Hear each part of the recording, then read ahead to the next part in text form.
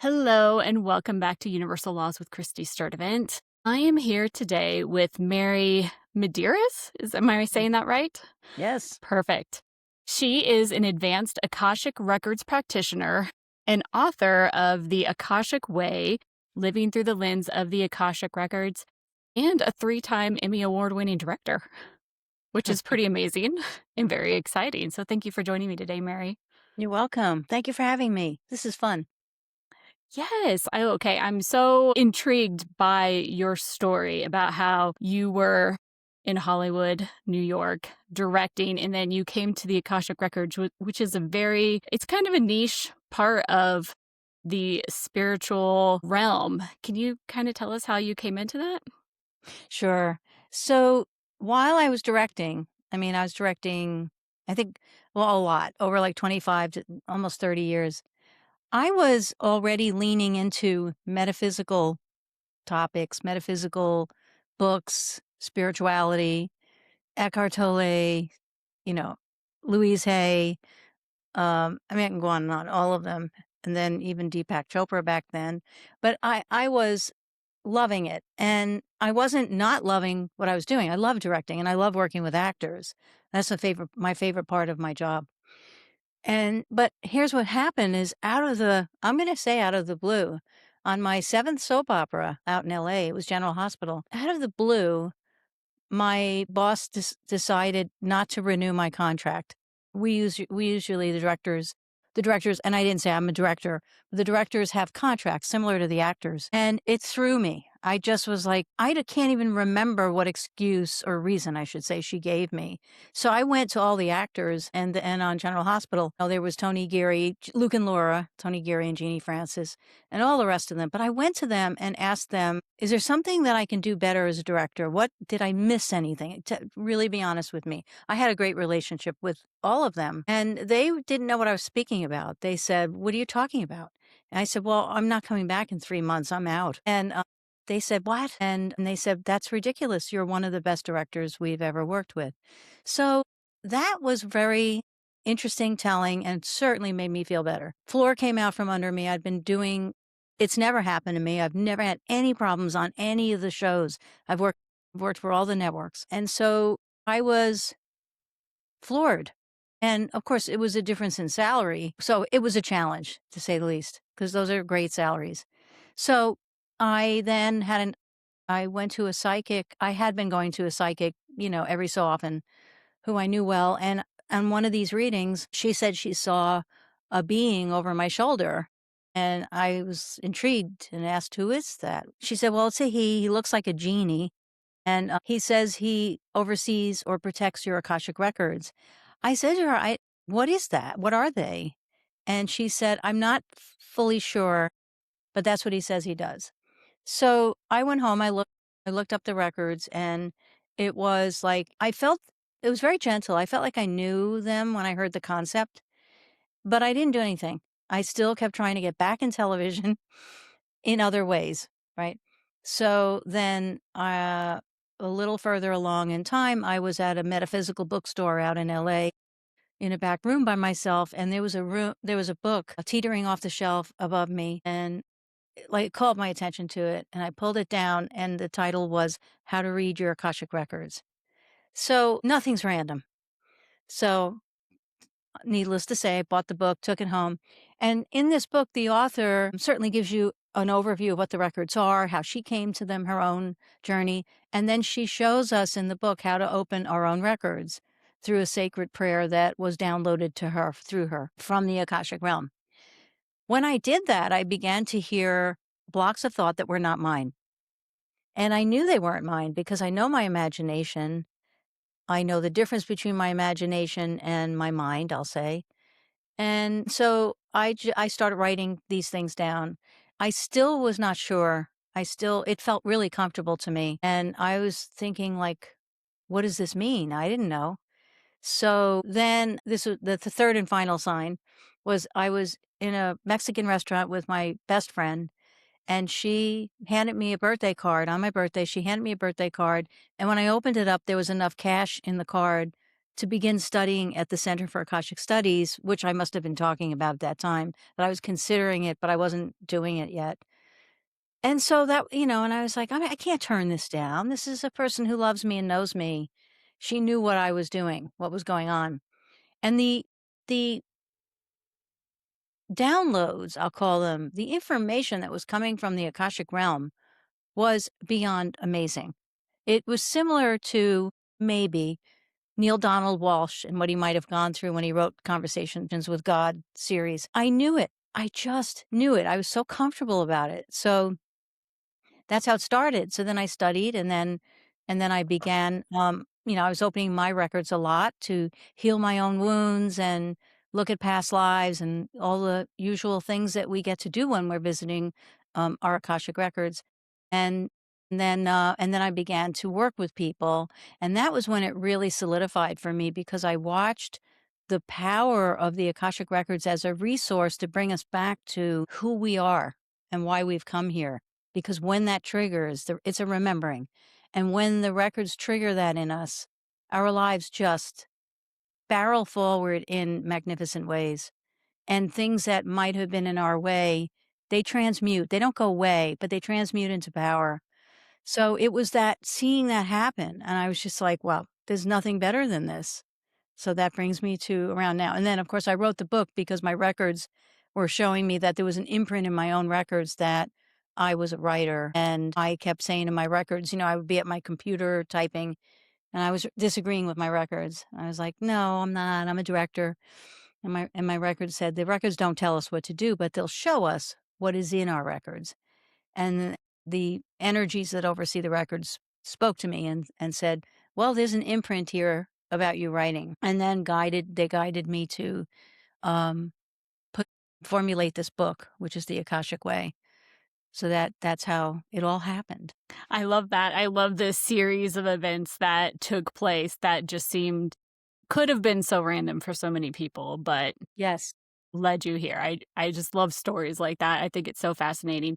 And I loved your book because it's such a different take on how the Akashic records work. Like you're having a conversation and you're asking these very broad overarching topics that when I was reading it, I was like, oh, I hope she talks about this. I hope she asks this. And then later on in the book you did, I was like, oh, it left me with this feeling of reassurance. Like, oh, okay, I feel like I knew that, but this is confirmation. And it just Right. kind of really centered me. And Well, so I was good. so Thank you for excited. sharing that. Well, the thing is, we're also talking about the divine realm, and it's been called all sorts of words. We can call it God, source, creator, universe.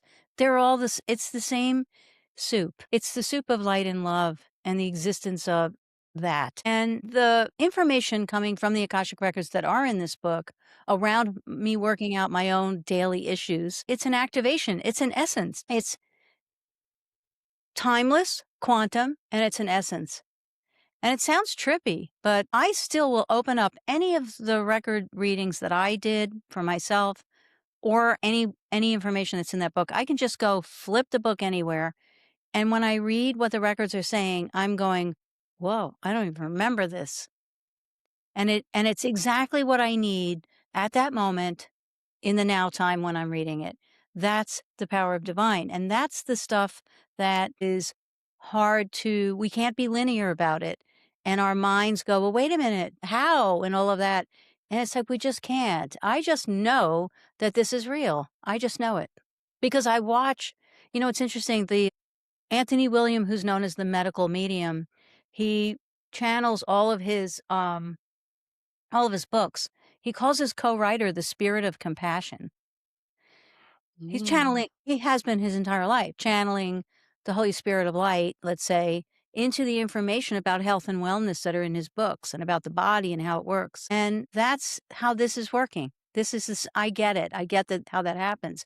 It's a co-creation because I've intended it and because I now know it's my role.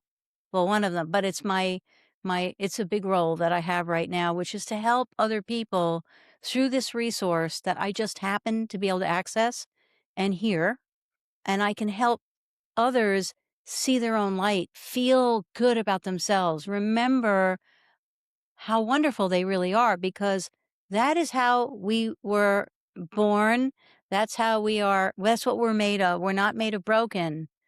And systems over the thousands of years on our planet that have been developed, a lot of them have positioned themselves to convince us that we're powerless. And I think that what I hear is the earth is shifting now, it's pivoting. Planet is, and humanity is, and we're pivoting into this old paradigm of those kinds of where I'm in charge and you're not, and you're nothing. Those are breaking away. And the source, light itself, is moving through all of us at lightning speed. And so if we can get into balance, that's really important. We have to get into some form of balance where we are knowing who we are and knowing being familiar with our higher self, I'll say. Because when we're in the records, we're really visiting our higher self, right? It's not me. I'm hearing it and I'm conveying what the person is asking for in their records as a practitioner, how the records impart not only solutions, but they activate in our conversation somehow a way that my client, every client, they answer their own questions. That's the power of divine. It's really powerful. It is, it's so incredible, and I think it's so interesting because because I've had my records read Hmm. many years ago, and it was very fascinating, and the fact that there is so much knowledge from all the past lives that we have, and Yes, not just us, but everyone back, like, around us and everything. It's such a beautiful tool to be able to to be able to access, and, it the fact is. that you did it so eloquently in this book, it was so Well, nice. thank you. That's it's a combination of who who I am. I was going to say I'm a good match for this because I have always believed in kindness, and even in a family that made fun of me for thinking everything that we can be just kind and that we all are that and we all have the ability to do that. And my family made fun of me for that growing up, and somehow I held on to it because I think it's just I incarnated knowing that or bringing that in. And no matter what I've been doing and what I've been working on when I'm interacting with people, hands down, people walk away and they say, "Mary's so kind." Right. But we all are, right? We don't need all that other stuff. We don't have to be in fear. I know kindness is important because it's part of love. And I've always believed that every one of us is about love. I was recently on it was a show Coast to Coast with George Norrie. And George asked live, and he asked, "Are you gonna tell me that the serial killer is not going to Hades?" And I just said, "Well, George, according to the records, no." I mean, I didn't wanna say there is no Hades, but there is no Hades, right? No, You know that, there's not, no. right? Yeah. I think it was so beautiful. I know you mentioned in your book that it's an oracle deck or a tarot deck in a book form where you are gonna be able to open it at any point and get the message that you needed, which is such a powerful Yeah. thing in a book, and I love that.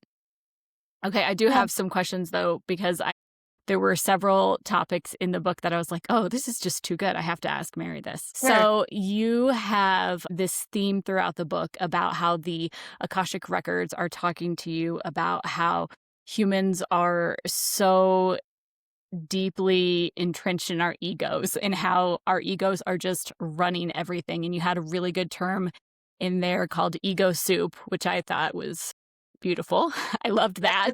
That's what told me, yeah.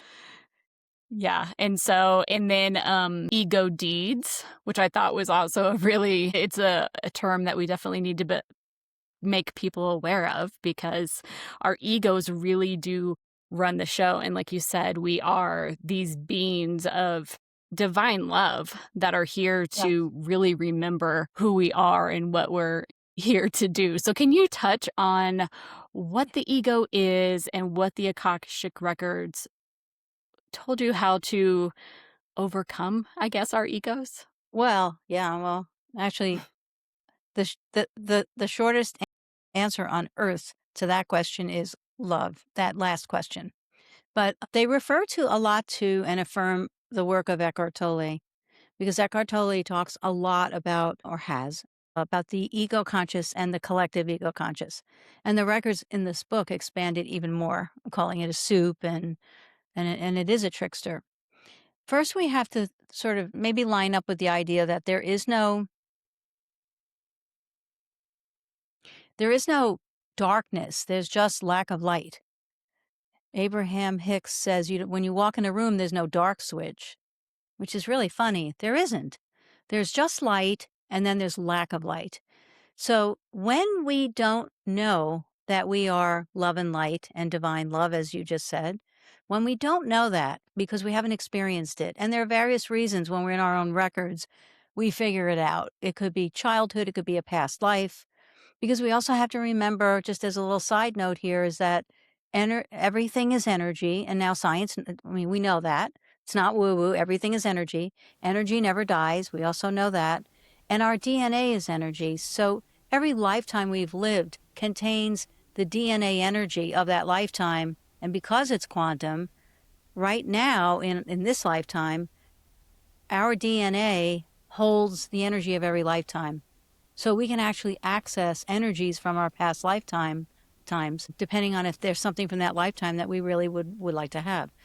Okay, so back to the ego. So what happens is when we don't know that we are love and light, we take actions, those deeds. We take actions that are unlight. And that's how the records refer to it. It's unlove, unlight actions. And those actions collect, right? It's an energy. It's not a love energy. It's an unlove energy, if we can call it that. It's not darkness. It's not some creepy thing that comes in, sweeps in. No, it's formed from a collection of energies from actions that are of unlight. And that collection, whether it's in our own lives or in the case of the collective ego conscious and the ego soup, it collects and collects, and then it has a consciousness of its own. We can call it that. Our language is limiting when we're talking about quantum. So, I'm using words that I'm encouraged to use that might help us have a better, closer understanding to what's really going on here. So here's this collection of this energy. I'm often shown a balloon and an image of a balloon. And now take our planet filled. We got plenty of it right now that we're witnessing. People harming each other, wars, I'm going to say creepy leaders. So we have this going on, and they really don't know their light. They don't know. They never experienced it. They haven't met up with their higher self. They don't know it. They don't know that they're love for whatever reasons. And so then their actions will reflect on love, on light, right? And then we call it harm, murder, all of the things we put words on it and perspectives because that's how we live. Now that collects, imagine a balloon, it just keeps getting filled up with those unloving, unlight actions and energies. That's the ego. As it's growing, it's expanding and expanding and expanding. And in the case of like the ego soup, well, what makes it burst? A couple of things that can happen before that. The ego then has an awareness of itself somehow. And the records also convey that the ego's not real because all that's real is love. And you know how we know there's proof of that. When there's an unlight, unloving something happening and you, like a Cupid's arrow, shoot love into it, it's gone. It never existed because unlove doesn't exist. So it's a little weird to say something doesn't exist, but then it's collecting over here. But somehow that's how it's working, right? So this ego consciousness grows as long as we continue to feed it with the unloved, the unlight. And then what happens is more acts of kindness and love and compassion will begin to dissipate it. And the records say the soup rots and dies eventually. We're not there yet. Not with the collective ego conscious, we're not. But here's an image, or the balloon bursts. That's what will happen. But in the case of the collective ego conscious, that soup, actually, I've been shown another image, a gray band pulsing around the planet, just right around the planet, just pulsing. And that's the collective ego conscious. No matter where on the earth, there is an act of love, appreciation, kindness, even for yourself. Anything that is heart driven, it emanates out, it's energy, and it will punch a hole in that band. And if enough of that is happening, the ego is going to diminish, diminish, diminish, the ego conscious. So the ego, once it forms itself and it has an awareness of itself, it fears its demise. And it's interesting. It's not surprising to me that something called an ego would then have an awareness of itself, because that's what ego is. And when we're trapped in our ego, we're self-aware, over-aware, all of that. So it becomes aware of itself, and it fears that it's going to no longer need to exist. The other thing too is because energy attracts energy, as it's forming and growing from these unloving, unlight acts, it's going to attract more.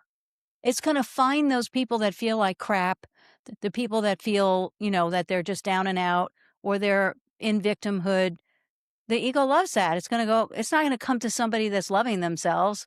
In fact, if love comes near it, it poofs out of exist. It can't exist, right? It cannot exist near love or around love because it doesn't know it. So that's what I know about the ego. And I've seen it in action.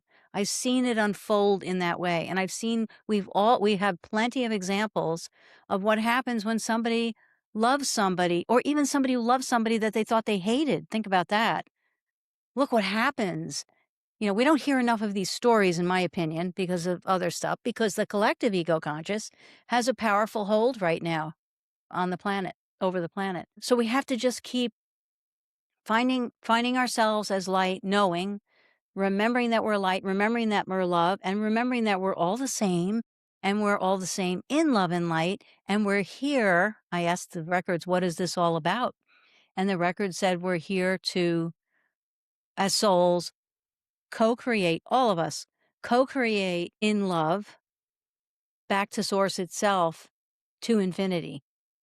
And that's why we're all here. And that makes sense to me, right? That's a powerful thought. Yeah, absolutely. That gives me goosebumps. When I read your transmissions in the book, I was like, "Oh, that makes so much sense." And Right? Right. yes, it felt so good and it felt very reassuring, especially when Mhm. you were talking about all of the catastrophes that we are seeing, earthquakes, tsunamis, Mother Yeah. Earth, rebalancing itself and everything.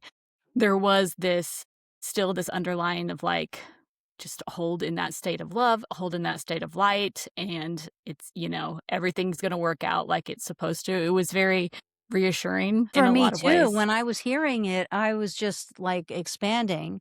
The other thing, I wondered where the ego started, and I guess it's in the book, that the records divine realm says it was when Narcissist, it may not have been exactly that event, but Narcissist saw his own image. Because have you ever thought, and I ask people this sometimes, it's trippy. Do you ever think of not being able to see what you look like? It's hard to even imagine It that. is. It's Yeah. trippy, right? And so that is how humanity was in the beginning. And then Narcissist sees his reflection in a pool or a lake or whatever, and then goes, oh, there's another me. Now we have duality. The rest is history. Then we got patriarchy coming in to come and keep the duality. And so I have been shown the future of this planet, and oh, whoa. And it is no duality, no need for the shadow to see the light. Now we know there really is no shadow, but no need for the shadow. I mean, there are books written about this. You need the shadow to see the light. You need to be destroyed to be built back up again. These are things we've learned that are old paradigm ideas, and they were birthed from the ego, right? So we don't need, of course, the ego loves that we think there's a shadow, because then when we're in a shadow state, ego can go, great, right? There's the trickster coming in. But of a planet, imagine this universal love, no duality, all is well all the time. I think there are so many people that would say you're absolutely insane to be saying that. I'm going to hold to it because that's what I'm seeing. And when I was little, I knew that somehow without knowing that I knew it. You know how that happens? Mhm. Yes. Yes. That's why I was reading this whole book. I was like, "Oh my gosh, this feels so right. It resonates so much. It must be true. There's no other option that Yeah, right. there's no other That's how way." I felt.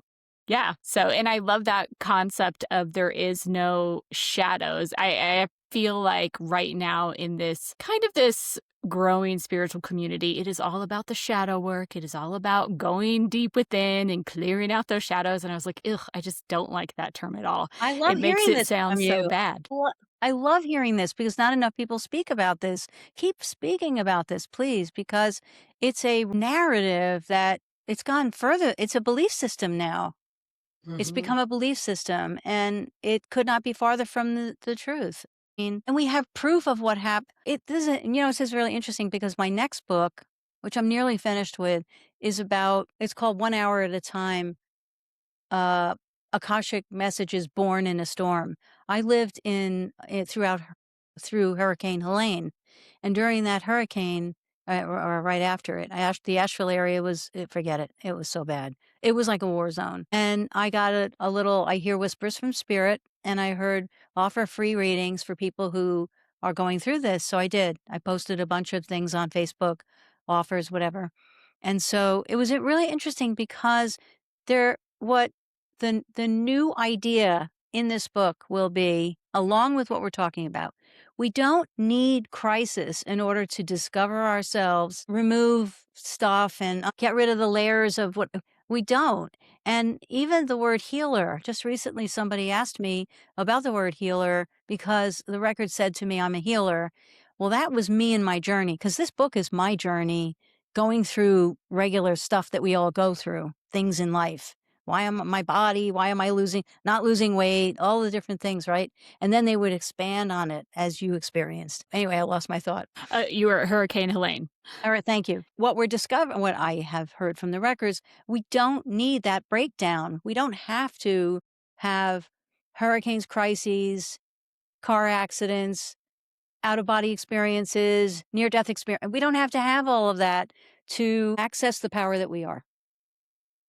Ooh, yes, yes, I loved that, and I loved that when you talked about that in the book too, where the records were just so very matter of fact and neutral, like, yes, we recognize that, you have had this trauma or this Hmm. issue in your childhood, and we're not dismissing how that is, but just kind of step back and look at it from a different perspective because we are also in this place where it's great, where everybody is coming into awareness, where we are trying to heal ourselves and heal future generations and past generations. But at the same time, I think a lot of people are holding on to this concept of being a survivor or I have childhood trauma. And it's another identity that we're latching onto that feels very unnecessary And the in ego order to loves move that. through it. The ego loves that.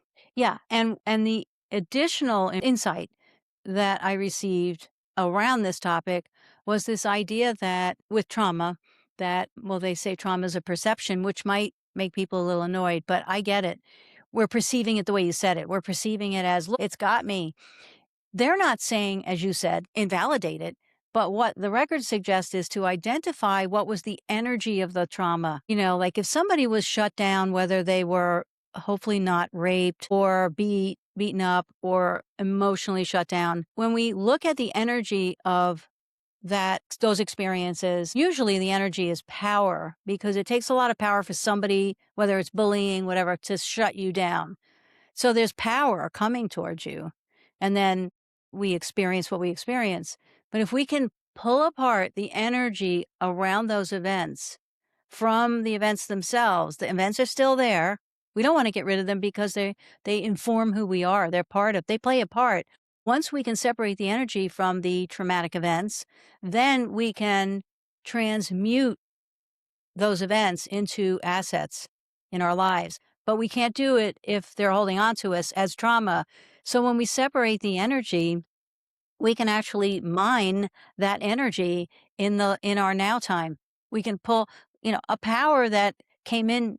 Perfect example. If somebody was shut up, a friend of mine who's Unity Reverend, she was told her whole childhood, you shut up, you're too loud, you speak too much, whatever. She's a speaker now.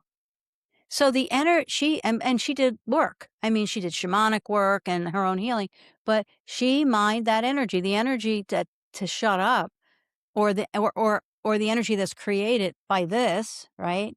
We are these excited young beings, and then somebody comes in and goes smash.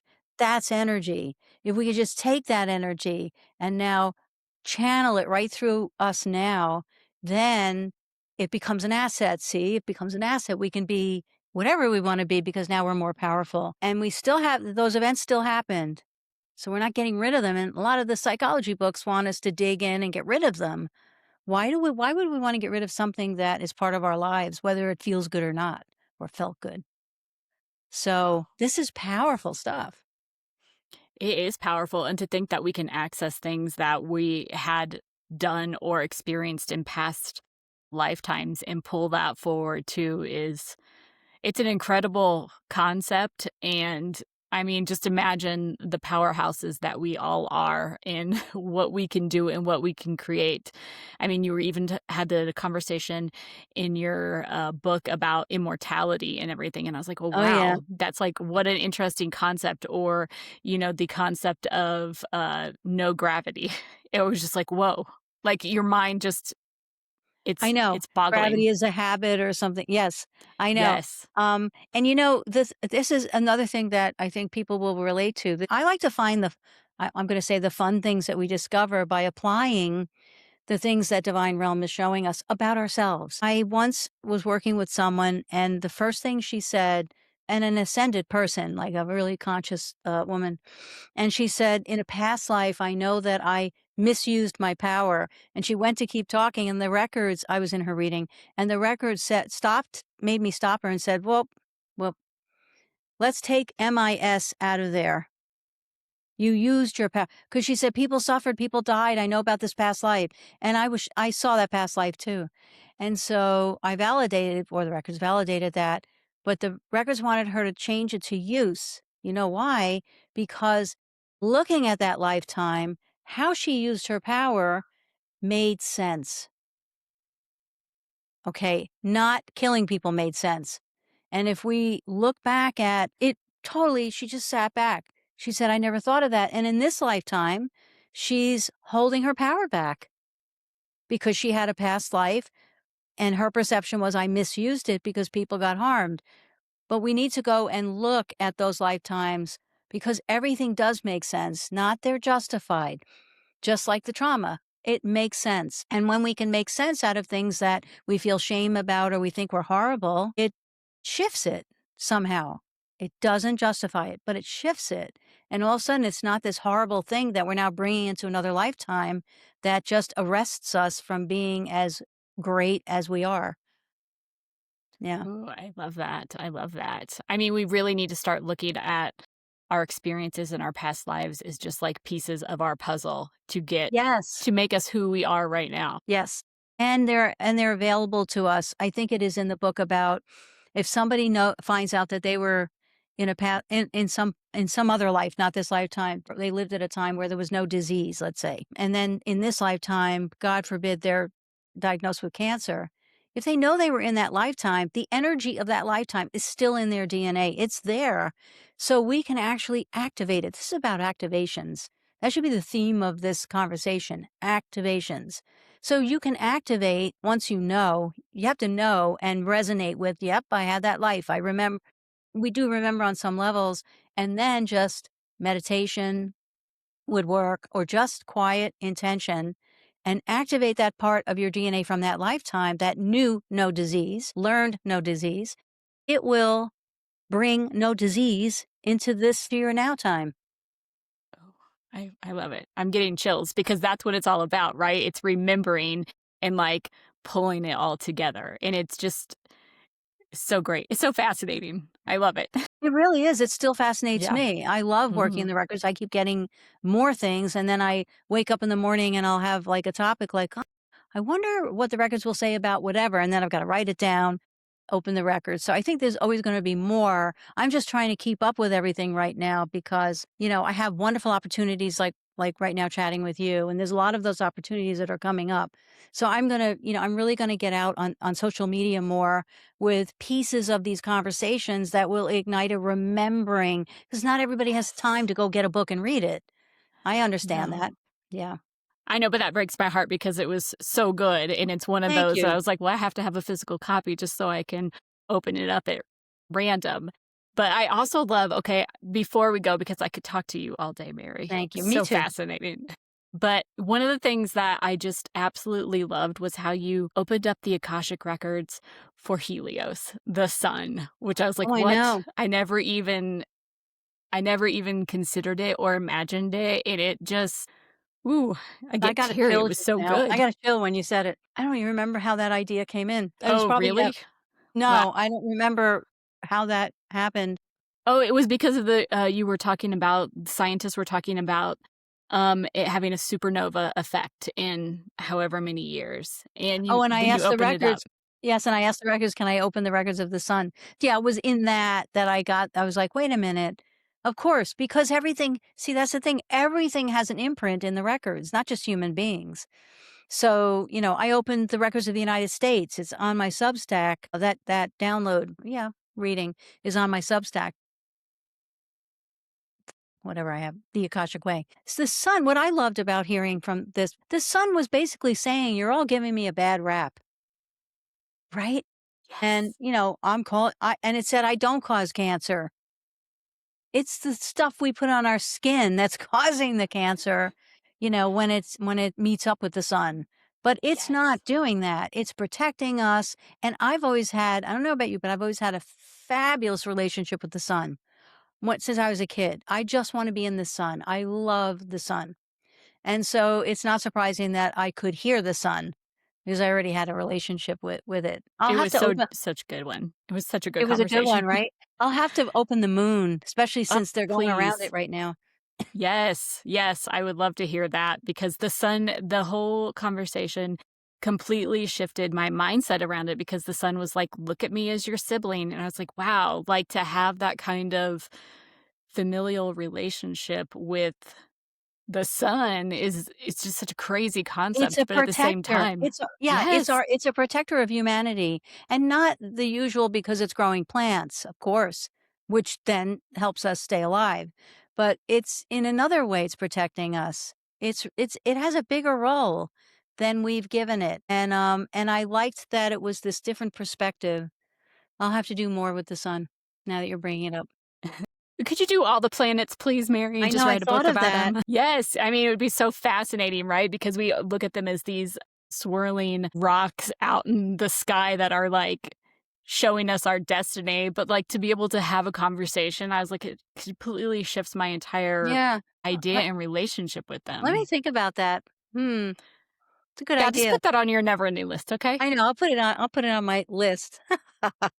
But it was a great conversation, and I loved how because you do readings for people, and Yes. you do relationship readings, and you even do readings for corporations, which I Oh, thought was that's very trippy. fascinating.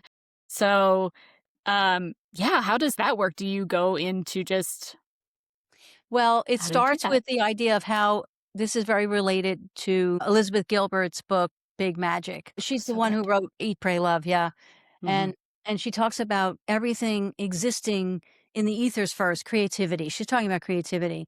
So with corporations, the idea of a corporation was floating in the ethers to begin with. We think ego, I made up, I created it all, it's all I created it. No, nothing is created in that way. It's a co-creation always. So it's floating around and, might involve whatever it is, a product or a service. And the idea of it is floating around the ethers and it looks energetically, it looks for its match. I always like to talk about like Harry Potter and Mm. art and J.K. Rowling. It may have happened that way, looking for its match and it goes you. And so with a CEO or founder, somewhere they thought of the idea of launching a business or this corporation. So it came in. Now, what happens is that's a marriage with the founder, right? As the corporation is going along, depending on who's running it, is the founder still there? The essence itself can get like not heard the way it can lose its, it doesn't lose its identity, but people are not they lose themselves from it. That can happen. And so if we open the records of the founder or CEO, so we do a reading for them, and then open the records of the corporation itself with the founder. Now the founder is speaking to the essence of it as it's imprinted in the Akashic records, and that corporation, the essence of the corporation, is going to reaffirm why they came together and what the corporation's here for, calling it the corporation, the essence of it. And so what can happen, and it has happened with me, with people, is that all of a sudden they're like, oh my God, that's right. The founder, that is how I this and that, and I've gotten off track. And then, it's a new realignment that happens. Wow, that's fascinating. I mean, imagine the bigger impact companies and corporations could have if they went into their records and just kinda had a conversation with I them. know. And, That's and the thing insane. is, of course, the people who have come to me for these kinds of readings. And one is multi-million dollar company. She's already a multi-dimensional person who can have these conversations. And her company it's a product around the world. We all have it. And so because of who she is, she was actually struggling with selling the company and she was grieving and scared to do it. And the essence of the company came in. It's a different personality. They're different than the CEO. I can tell it's a separate thing. Her company said, listen, this product and these things we've done are not who we are together. That's only a part of it. Sell the company and let us go on to the next thing. And she went, "Oh, Oh. so we don't have to, like, I'm not leaving." And it was like the essence of the company went, "Of course not. We came together for a reason. We're affecting the planet in a positive way," which she is. And so she was relieved. She was like, "I feel relieved. It's not about Wow. I'm getting rid of it." Like a husband or a wife, you have this relationship because you're merging. When you have ideas like that, there's a merging that's happening. And so it can feel like grief to let it go or turn it into something else. So for her, it worked, or not, rather for her, she was totally excited about doing this kind of work using the Akashic records to get through this period of her with her company. I really would love, and I don't even know how to do this, but I would love for corporations, as you said, that are, you know, the challenge is if they're only left brained and they think spirituality is woo woo and over here, it's not probably not going to work. But the world is shifting. So it could have an amazing value. Oh, yeah, it's absolutely fascinating, and, I mean, we could just make such a bigger impact as humanity, truly. Yeah, you Okay, know I have why? Actually, there's a reason why. So those essences that are out there before they become the corporation, we'll call it, or the invention, they're not ego, right? They're not. I mean, yes, ego floats around and it looks for weak people, but most likely I'm trying to think, like, do the weak people create the creepy corporations? Maybe. We have sex trafficking going on. That's a big entity. But generally, the ideas that are floating around are not, evil. So how do these companies then become negative, Mm, I'll say? And yes. it has to be related to the stakeholders and the CEO and the founder and whatever space they're in. So if we can realign that, yes, it will have a very positive effect. Yeah, because energy is just neutral until it That's right. is transmuted in some way, so it makes sense. It's neutral. Right. Yeah, that's I know. fascinating. I'm gonna have to think about that. Okay, last question, because I don't wanna keep you all day. I really No, it's appreciate your okay. time. So the Akashic Records are I think that some people can access them easier than others. Obviously, you are Yes. a pro at them and everything, but can everyone access them? Yes. Yes. I think a couple of things, and that might be in the book too. And not to say what's necessary. There's no rules to this. Divine is divine. We are that. And divine is us. It's not a bearded man in the clouds. So, what is important is to, first of all, believe that there is a source of something, a beautiful, powerful source that made all of this happen, which is love. And so, that's important. The second thing that's really important is to know you have to know that you can. Some people think they can. And if you're thinking you can, or you're needing to, it probably won't work.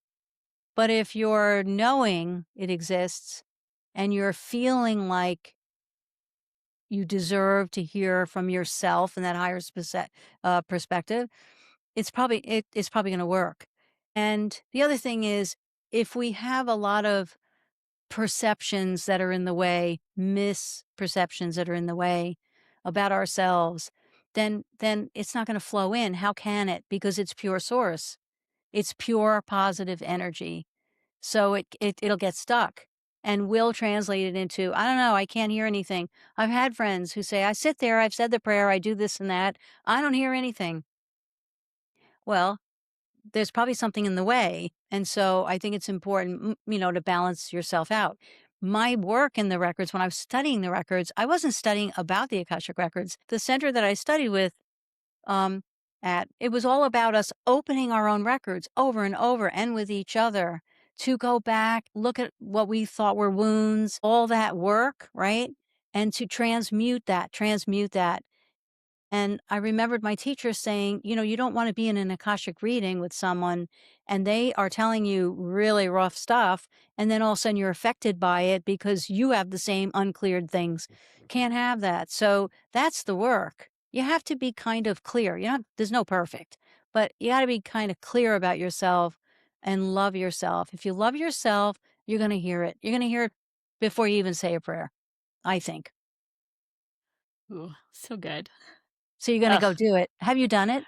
I have done it. I've had it. It's interesting because I had my records read by someone like 5 or 6 years ago, and they went Mhm. in and they gave me a reading, and I was like, "Oh, that's interesting." And then they tried to go in again, and they're like, "Mm-mm, the records are shut off from you. Like, you're in a little box outside of the records." And I was like, "What? What does that Well, mean?" And then I was like, "Okay, what maybe did I'm too that mean? desperate or something. I don't know." And so I Well, think I'm someone that needs a reflection, right? Like, I think that's what some people are here to, go into the Akashic records normally because they're like this clear channel that can reflect it back to you without any added energy.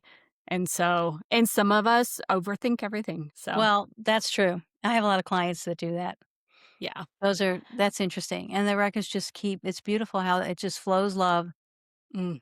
The records flow love, no matter how, you know, and I've had people say, you're not telling me anything I don't already know.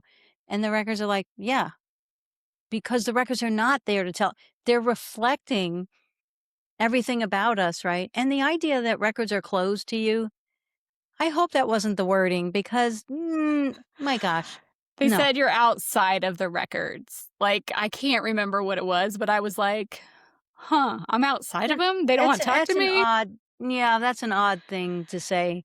Um, Yeah. like, that's not even possible. There's no such thing as being outside the records. There's no such thing. The divine is Yeah. available to all of us all the time in whatever form we wanna access them, right? And so it could be like maybe I'll begin working with people opening their records. I haven't done it yet, and I've had people requesting that. Are you teaching how to do it? Well, the reason I don't teach how to do it is that there is no how to do it. There's an allowing of it. There's an intention about it. And if you intend and allow and you're still not hearing, then what we should do, the next level is not to go, you can't. It's to go, let's look into this. Let's open your records and ask why maybe you're not hearing it on your own. That's the first thing I would do is work with the person in their records to feel into, and probably what will come up is some little grain of sand that's just a little stuck thing in the way in between you and giving yourself. Some people feel they don't deserve to access something so amazing, right? There could be a deserving thing, right? Mhm. So I don't Yeah. know, maybe that's the word for you. I don't know. It's very possible. That was, back in I like to call it my lovingly searching phase where I was constantly, like, trying to seek the answers that I thought were out there, and, I mean, everything spirals around. So, Yes. I feel like I'm definitely more receptive to it now than I was then, but, I mean, that's all part of the journey too, of remembering, right? Yeah, it is. It is. It's an igniting. And it's so much fun because then we feel better and things get easy. Another old perception, no pain, no gain. Nope. No. Ugh, it's a terrible saying. And I hate we that grew up with saying. it, and religions teach Yes. that. No, or Yes. that we're broken. We're broken and have to be Mm, saved. yes. Let's suffer. It's so Yeah, good for us.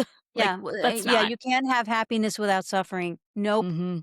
nope, Yeah. We need to, like, clear this way of thinking because it's not who we are. awful. It's not who we are. It's not who we're supposed to be. No, that's So, right. I love that, and I I agree. hope everyone goes out. I'm going to drop your information, and can people book readings with you on your Oh, site? absolutely. Oh, perfect. Go to my website, Mary at the Aka I'm sorry, that's my email, theakashicway.com, and you can also email me. I answer everybody, Mary at theakashicway.com. So that's the way, and the book is on Perfect. Amazon. Great, and I will link that below, and I have a picture on the screen for everyone to see it so they make sure they get the right one, and thank you so much for joining me today, Mary. I'm sorry I took up so much of your time, but I could talk to you What? all day because I think it's so fascinating. It's the other way around, okay? Don't put I'm gonna say don't put yourself down. This is an honor to do this. You're Oh, very thank good you. at this. So keep doing it, keep on keeping, and know that you're really good at it. That's really important. That's really Oh, important. I think you need to hear that. So thank I'm you. I'm very happy to be here and be with you. So Christy, thank Well, you. I appreciate it, and I hope that you will come back on after you release your next book because I'm super excited about that and the one after that. Oh my gosh. I'm already tired. I'm sure that's like deep work. Going into the Akashic Records is it can be Well, exhausting. I have an invitation from um ARE, the Edgar Casey group, the what does it stand for? Research and Enlightenment. So Edgar Oh, Casey was accessing the Akashic Records during all of his channelings.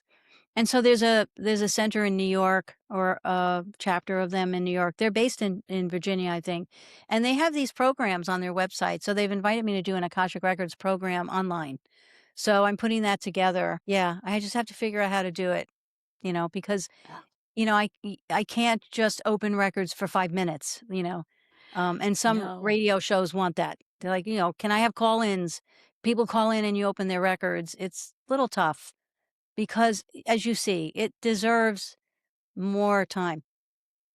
Yeah. No, and I think that's what I want to impart here to people who are like, "Oh, the Akashic Records, I can just go in and out." Like, no, it's like a sacred entering. Like, you're in there for a bit, you're gonna get some information, and then you're gonna have to contemplate that information, and then you're gonna have to Yes. digest it, and it is Well, not.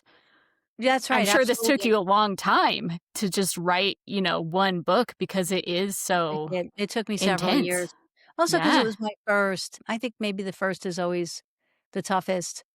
My readings are an hour and a half. So, yeah, it is long. But the other thing that is really trippy fun about this whole thing, the Akashic Records, is that because it's a divine essence and it's quantum energy, I'll just say the records always meet us where we are. That's why you can pick up the book and go, whoa, on any day, any moment. That is divine power.